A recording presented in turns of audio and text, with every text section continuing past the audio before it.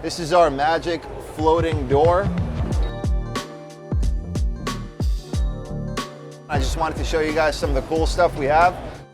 It is completely hingeless. You cannot see anything on the door itself, and it can hold up to a 170-pound door. So this is a small door we have on display, but you can go wild with a 170-pound door. We have our swivel door. It opens out and it opens in. And the best part about it is that it also saves space because only half the door is on the outside and half the door is on the inside. This door right here is commonly used for closets. So if you can imagine a second door here, this being a closet opening, it would save you a lot of space on the sides, because on the sides you would have half the space of a normal door.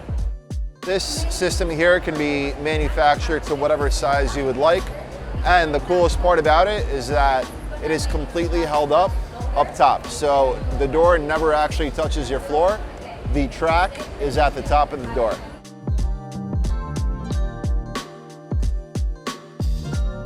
We're located right in South Florida. You can find us at milcasastore.com or just Google Milcasa.